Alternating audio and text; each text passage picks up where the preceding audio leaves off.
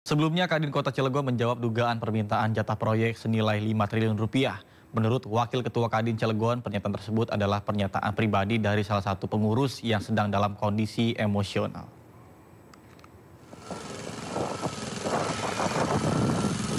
Kamar Dagang dan Industri atau Kadin Cilegon menjawab dugaan meminta jatah proyek 5 triliun rupiah tanpa tender di proyek strategis nasional Presiden Prabowo Subianto.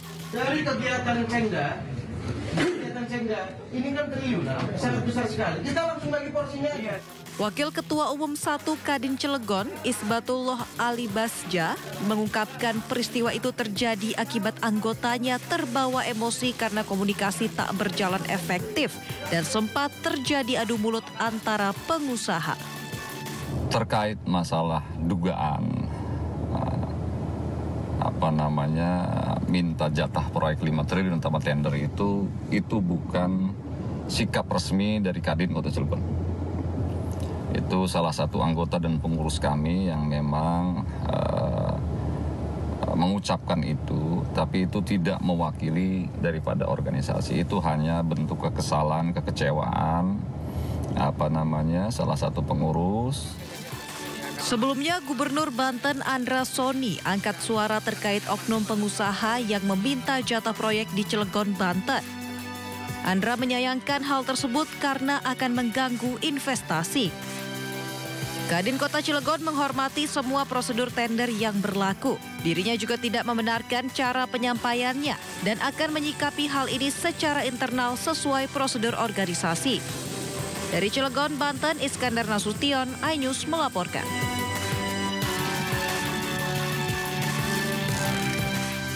Pemirsa, ratusan preman hingga oknum anggota Ormas yang beraksi di wilayah Jakarta Utara ditangkap dalam operasi Berantas Jaya 2025. Salah satu kasus yang jadi sorotan adalah praktik parkir liar di kawasan apartemen Pademangan, di mana para pelaku bisa mendapatkan omset 90 juta rupiah per bulannya.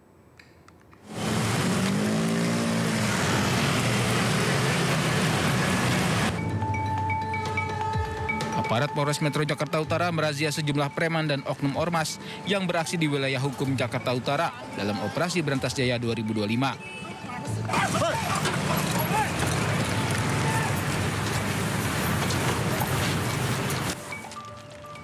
Polisi juga terlibat kejar-kejaran dengan sejumlah preman yang memalak atau memeras supir truk yang melintas di kawasan Jalan R.E. Marta Dinata. Usai diamankan, para pelaku digiring ke Polres Metro Jakarta Utara untuk ditindak lebih lanjut dan dilakukan pengembangan. Kapolres Metro Jakarta Utara Kombes Pol Ahmad Fuadi mengungkapkan, dari operasi Berantas Jaya sejak 9 Mei hingga 16 Mei 2025, sedikitnya 299 pelaku premanisme ditangkap. Salah satu kasus menonjol yakni praktik parkir liar di kawasan apartemen di Pademangan yang melibatkan oknum ormas.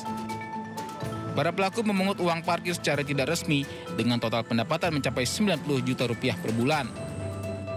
Dalam kasus ini, 19 anggota ormas diamankan.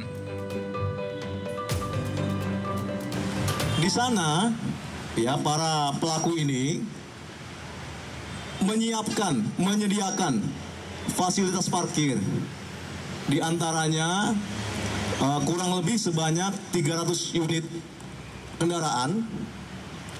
Kemudian masing-masing kendaraan ini dipatok, ditarget atau diminta untuk membayar parkir itu bervariasi. Ada yang 300.000 per bulan dan juga ada yang 600.000 rupiah per bulan. Sehingga kami taksir atau kami duga bahwa para kelompok ini bisa mendapatkan omset parkir sebanyak 90 juta rupiah per bulan. Pihak Polres Metro Jakarta Utara mengimbau masyarakat untuk segera melapor jika menemukan aksi premanisme yang dapat mengganggu kenyamanan lingkungan atau dunia usaha. Dari Jakarta, Rizky Falupi, iNews melaporkan. Informasi lainnya, pemirsa, polisi menyelidiki grup Facebook Fantasi Sedarah yang sedang geger dan membuat masyarakat geram. Grup dengan ribuan anggota itu berisi percakapan menyimpang tentang ketertarikan seksual terhadap anak dan keluarga kandung.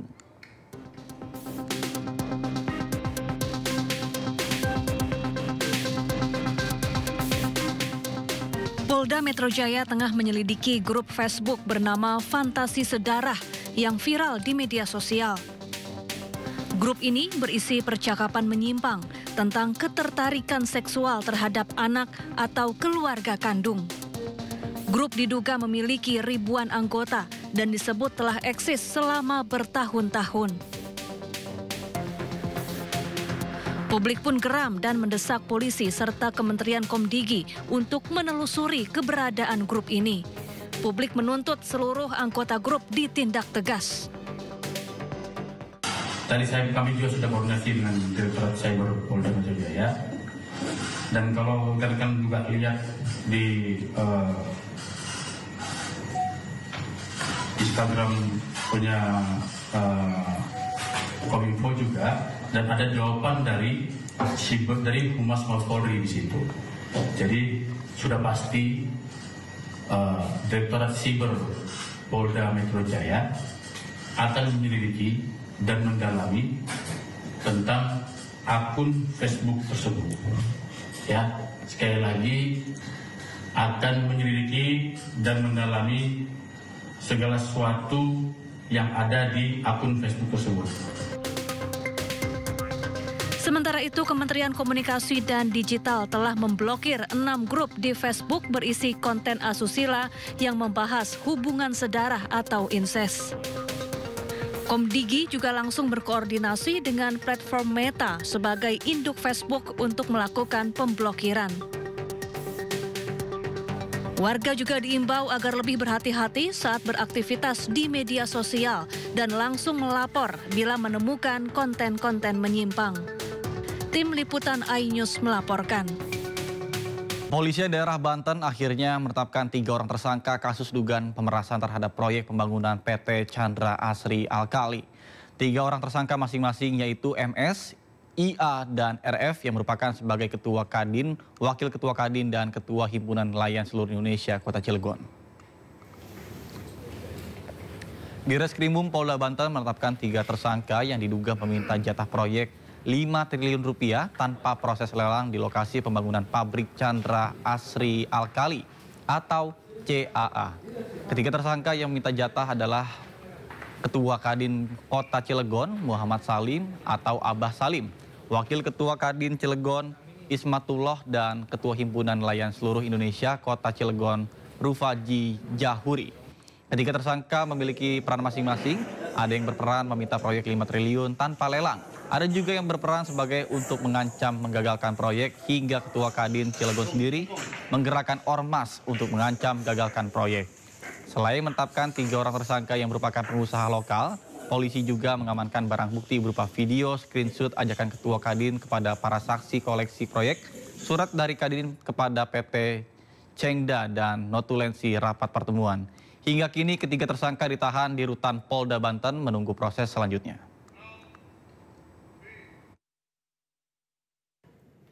Dugaan permintaan proyek sebesar 5 triliun tanpa lelang berdasarkan hasil penyelidikan dan penyidikan yang dilakukan oleh penyidik di Direskrimum Polda Banten dan menetapkan 3 orang sebagai tersangka. Adapun 3 orang tersebut, yang pertama adalah saudara IA, yang mana yang bersangkutan adalah Wakil Ketua Kadin Bidang Perindustrian, yang mana perannya adalah menggebrak meja dan meminta proyek 5 triliun untuk Kadin tanpa lelang. Kemudian peran yang kedua, pada tanggal 14 dan 22 April 2025, saudara IA bersama saudara MS ini bertemu dengan PT Total, yang mana adalah perwakilan dari PT Cengda, yaitu memaksakan untuk minta proyek. Selanjutnya tersangka yang kedua adalah saudara RJ, yang mana bersangkutannya adalah Ketua KNSI Cilegon. Perannya adalah mengancam akan menghentikan proyek jika tidak diberikan proyek dari PT Cengda. Yang bersangkutan kita terapkan pasal 335 KUHP.